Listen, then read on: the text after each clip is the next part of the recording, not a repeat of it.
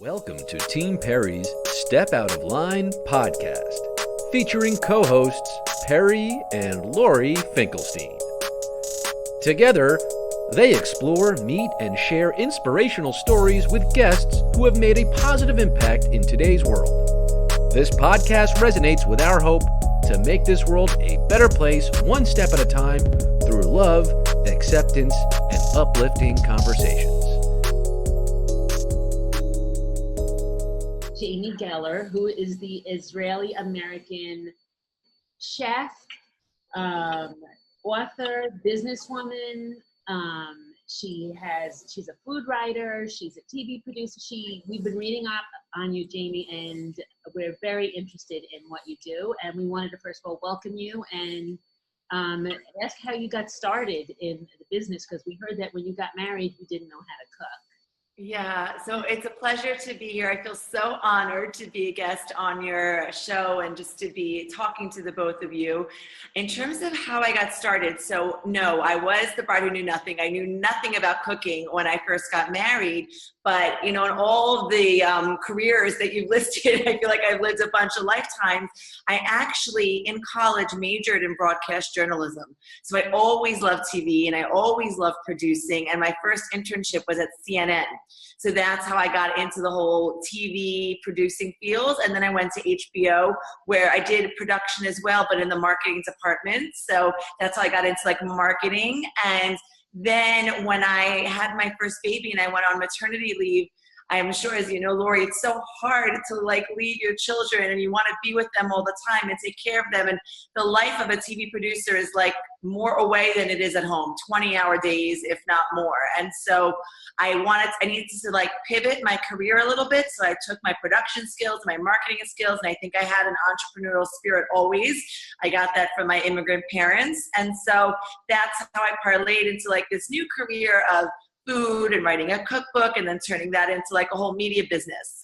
But the idea for the cookbook basically came from my husband, because he said, when you got married, you didn't know anything. You were like tripping over your feet in the kitchen, and now you're pretty good. You should write a book. And so that led into media and expanding the book into online, etc. So when did you make Aliyah, which those of you who don't know, it's moving to Israel, picking up your family, your life, and moving to Israel. So did you make Aliyah before you started writing, or, how did that happen? So I'm married 16 years. I started my first book just a year later, 15 years later, when I went on maternity leave with my first child.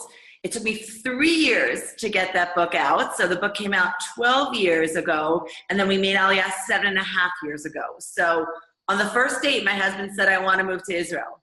And I said, go find yourself another girl. Because I love Israel, I support Israel, I want to visit Israel, but I'm not going to move to Israel. And I always say he worked on me like water on a rock, and throughout everything, he kept trying to like pick us up and bring us as a family to Israel. And I was concerned for my career, and I was concerned to leave my family, and I was concerned for leaving all the materialism that I love. We had a big house. We had a huge backyard. We were even thinking about putting in an in-ground pool. And I just know that living in Israel is different. We live in an apartment now. You know, it's just a different style of life and a different focus on materialism, which I grew up in America. I love all the luxuries of America. And, but you know, I said he worked on me like water on a rock, and about 7.5 years ago, we made Aliyah. But because I love TV and I love production, I love marketing, I created a documentary called The Joy of Aliyah, which was a 10-part real-time documentary about our journey. And now I feel like I'm the spokesperson for Israel. I love it here so much.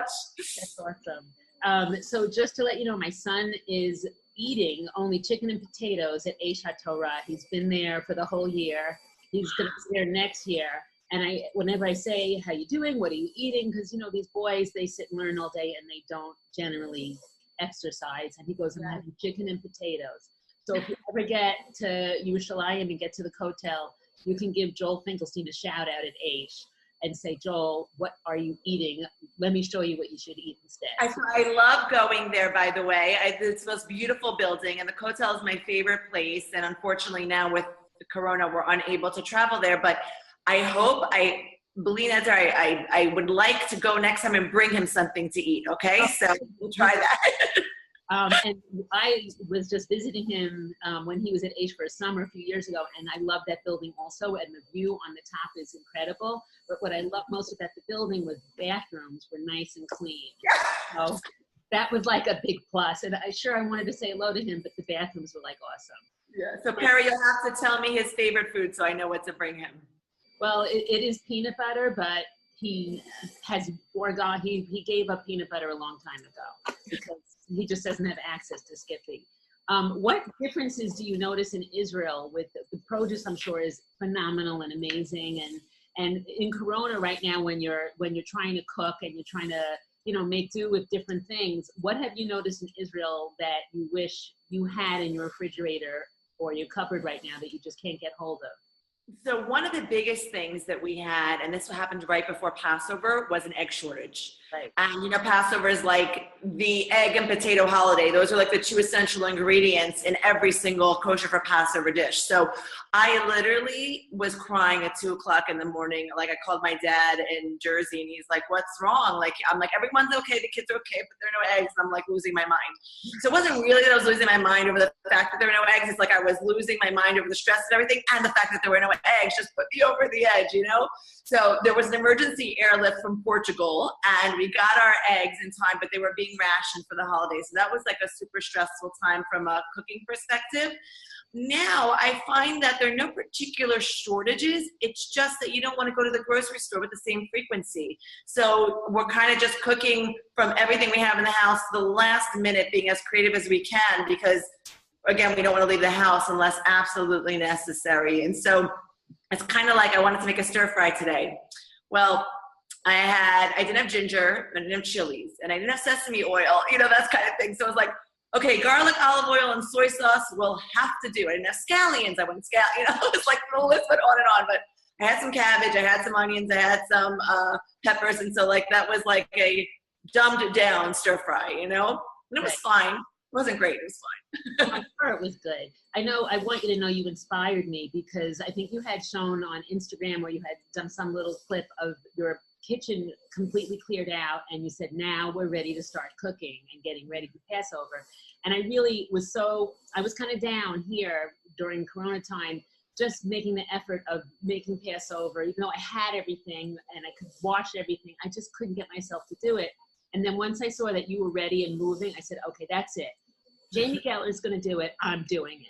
So that inspired me to make Passover. I'm not a great cook, as many people know, and it was a little touch and go, but and my matzo balls could choke people. But besides that, you inspired me, and I don't know what it was that you did, but just what you said, and you said, that's it, I'm doing Passover this year, because I was so against it, and I was like, I gotta do it. So thank you so much. Oh, thank you, Lori, for telling me that. You are an inspiration as a religious woman, as a woman, as a writer, as a creator.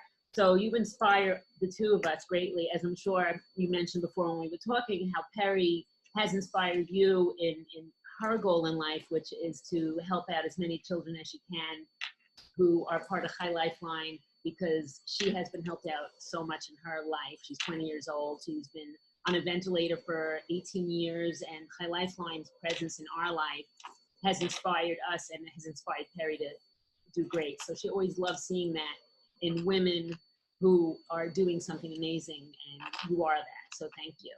Thank you. The feelings are so mutual here. And I think it's wonderful for anyone to hear they're an inspiration. You think like, oh, they know it, they hear it, they feel it. But what you just said to me has given me so much happiness and joy and strength I cannot tell you. So thank you so much for your kindness. Oh, and I know Perry's going to now look on Amazon for your cookbooks. I have done recipes. I think a brisket, a hummintash. I've done here and there a few things. I always try them. But I know she's going to want to look and read more about you and what you do. So thank you so much for joining us, Jamie. A lot of love from us here in New York to you in Israel, and really appreciate it. It's my pleasure. And if you look and tell me what books might look good to you, I'd love to just send them to you as my gift. Whatever you want would be awesome. Beginner books would be great. And just so you know, my 28-year-old daughter who's quarantining with us just started cooking last week, like really learning how to cook because she's never had the desire, and she's popping out chickens. Tonight we're having taco night. Ooh. And she was wasting our ingredients, chancing it on her abilities, and so far it's working out well. But I have faith in her, and I'm gonna send my Jewish cookbook because almost every single recipe in that book has a video to go along with it, so it's easy to follow. So I think that will be a good one. Awesome, multimedia.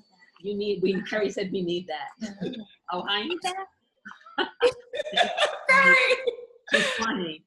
Okay, thank you, Jamie. We love you. Thank you so much. It was so great to meet you. And stay healthy and well. Amen, amen. You guys too, please keep in touch.